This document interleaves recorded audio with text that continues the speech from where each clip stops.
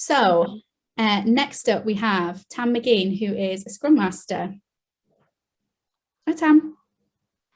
Hello there, just jumping in and out. How are you doing? Here we go. So first and foremost, Tam, the role you do, Scrum Master. For anybody who doesn't know what a Scrum Master is, in summary, what is it? What do you do?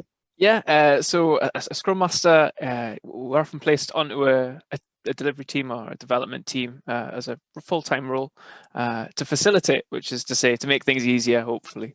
And that can be done in a variety of different ways, whether that's helping a team visualize a complex or a complicated problem to make it simpler or to help us get through it. Sometimes it's just coaching. Sometimes it's as simple as just doing the chores that other people on the team don't want to do, or so that they can focus on more difficult problems and things like that. So again, like Lisa was saying earlier, it's a very generalist role, but there's a lot of value in being a generalist. Okay, cool. So tell us how you came to be in this role, because you haven't always been in the tech industry, right? No. So I've came across from aircraft engineering, which isn't the normal route in the slightest. So I about a decade really of working my way up through apprentice mechanic, technician, engineer, all the way up to foreman, basically working at Terminal 5.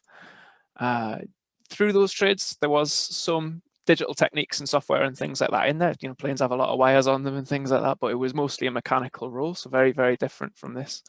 But the thing that it did have was it's a very old industry, very formal industry with a lot of formal methods. Software is quite young. So I found that I was traveling from London up to Newcastle to help a friend in his business quite often develop their own formal techniques and software. And eventually I was just doing that so much that I ended up sticking around and working for him full time.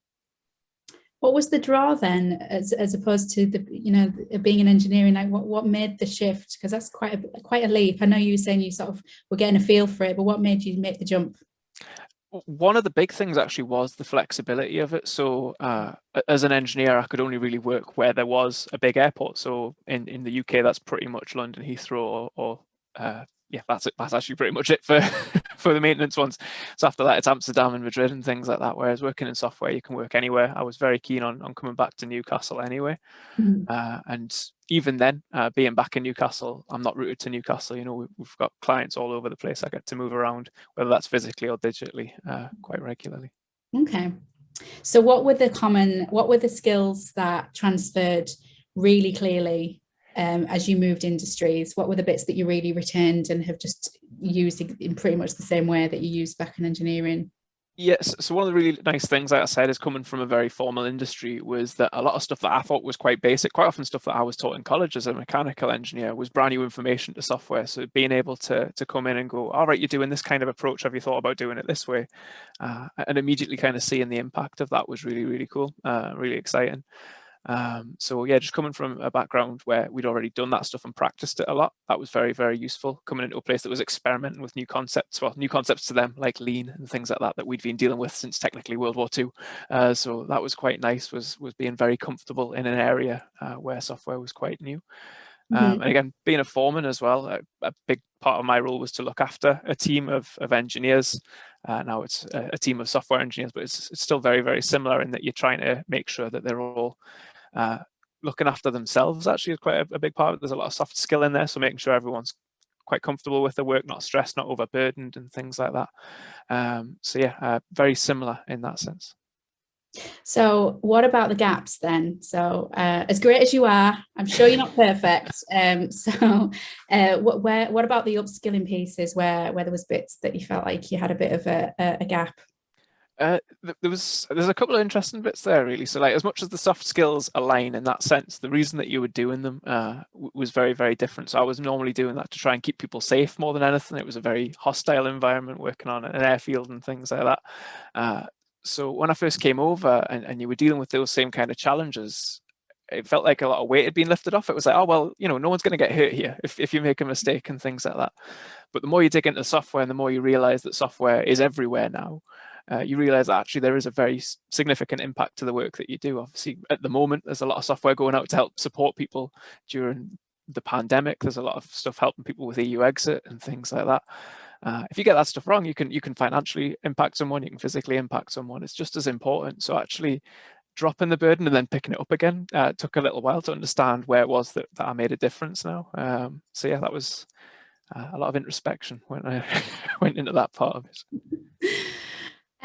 Okay, so the other thing to ask then is, how do you think we make it easier for people to make that transition between industries? Because I think it can be sometimes quite intimidating prospect. It sounds like you kind of had a unique opportunity, kind of dip your toe in a little bit, and then you found that you liked it, but we don't always have those opportunities. So how do you think we can make it easier for people to make the switch?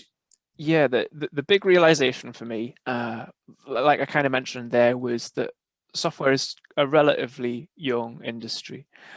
So there is value there for a lot of different reasons. I think for a lot of people that are looking at either it's a job role or a particular place that they want to work and things like that, if you're looking at those places and you're going, I haven't got the experience for that, maybe I haven't got the stuff that'll bring value there just yet. Because it's a young industry, there are a lot of gaps all around it, and you will be able to find a place where you can make yourself valuable, make yourself useful, bring experience from other industries and things like that. A lot of good Scrum Masters that I've met over the years have came not just from mechanical engineering. I've met soldiers that have moved into these roles, school teachers that have moved into these roles, because of the amount of soft skills and that need for generalism that Lisa was talking about earlier. There is a lot of places you can apply yourself. So definitely don't be put off by just the black and white on a job description or of a particular place of, yeah, you've got to be experienced. There's a lot of places that need experience in here as well. Okay, great. And just as a final question, so just before we finish and move on, what do you think is the big sell about being a Scrum Master? Like, why is it such a great role from your perspective? There's a really nice direct impact to what I'm doing. So even if I've had a particularly hard day or a tiring, stressful day, whatever it may be, usually because I'm taking on that role of a facilitator or often protecting the team, if I feel that way, it usually means that that's because it's so that someone else has had a better day. I normally do see that stuff very directly in the output of other people's work and things like that. So it is nice to straight away do something and see that make a difference. And I don't think you get that in a lot of job roles. Brilliant. Thanks, Tam. So Tam will be joining us as part of the Q&A. So if you have any specific questions for him, feel free to pop those through the Q&A box.